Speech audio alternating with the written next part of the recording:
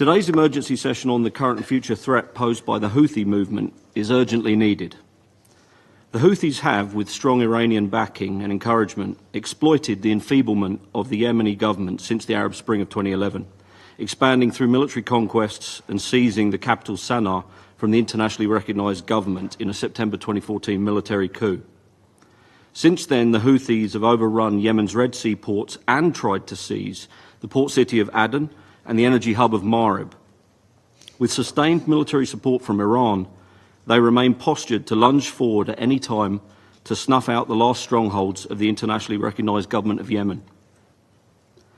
The Houthis are a clan-based military junta whose leaders have, since the 1980s, modelled their movement on Lebanese Hezbollah.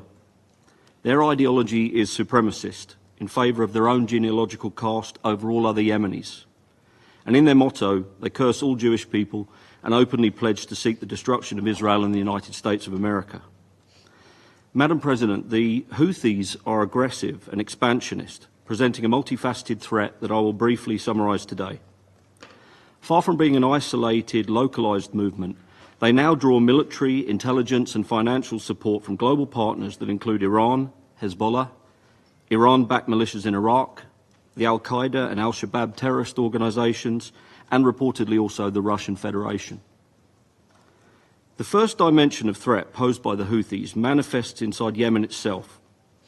Their movement is documented by the UN panel of experts and other authorities and non-governmental organisations to have committed gross human rights abuses against the populations under their control, indoctrinating child soldiers, unlawfully detaining and torturing opponents, and diverting vital humanitarian assistance. They have kidnapped and still detain United Nations personnel, civil society workers, foreign seafarers and staff of diplomatic missions. Since the 2018 Stockholm Agreement, the Houthis have consistently violated the UN arms embargo with Iranian assistance and used drone attacks to prevent the internationally recognised government of Yemen from exporting existing oil and gas production that would place desperately needed funds in the government's hands. This brings me to the second dimension of the Houthi threat, the danger that they pose to regional states in the Middle East and Africa. In 2015 to 2021, the Houthis fired over 430 missiles and more than 850 drones against Saudi Arabia and the United Arab Emirates. Key components of these missile and drone systems were found by the UN panel of experts and by other authorities to have been sent to Yemen through the UN arms embargo via Iranian government smuggling networks. The Houthis continued to threaten such attacks in order to force concessions and shape the peace process to their advantage, most recently on July 7, 2024, when they publicly threatened to attack Saudi Arabia's ports, airports and its central bank. Following Hamas's brutal terrorist attacks on Israel on October 7, 2023, the Houthis also intentionally drew Yemen into the Gaza conflict by firing around 200 missiles and 170 drones at Israel. By attacking Israel, the Houthis deliberately risked bringing retaliation onto Yemen's ports, airports and fuel storage facilities, endangering humanitarian access to the country. The Stockholm Agreement was initially motivated by the need to protect these exact sites, and now the Houthis have squandered half a decade of diplomacy by opening a new military front against a distant enemy. The current exchange of fire between the Houthis and Israel will surely worsen in the coming weeks and months, but the Houthis can still choose to end this cycle. The final dimension of the Houthi threat is global. The anti-shipping campaign carried out against civilian and military vessels in the Red Sea and Indian Ocean.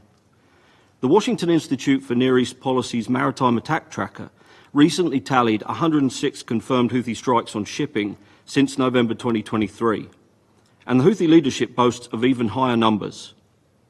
In these unprovoked attacks, the Houthis have sunk 2 civilian ships, seized and held another, the Galaxy Leader and its crew, killed at least 4 merchant seamen, worsened food security issues in Yemen and the Red Sea, inflicted higher costs and consumer prices on the global economy, robbed Egypt of more than $7 billion of canal fees, and greatly increased the risk of an unprecedented environmental disaster in the Red Sea.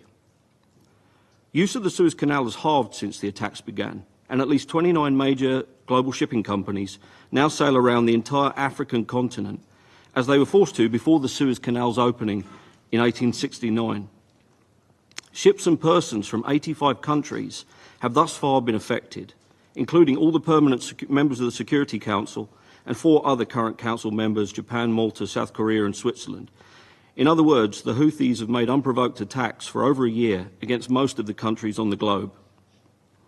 As the Houthis can deter the return of shipping by attacking just a handful of vessels each month, they may view attacks on commercial vessels as an enduring lever that they can utilise at will, to champion a cause, to gain favour from a great power, or to extort payments and political concessions from regional powers and shippers.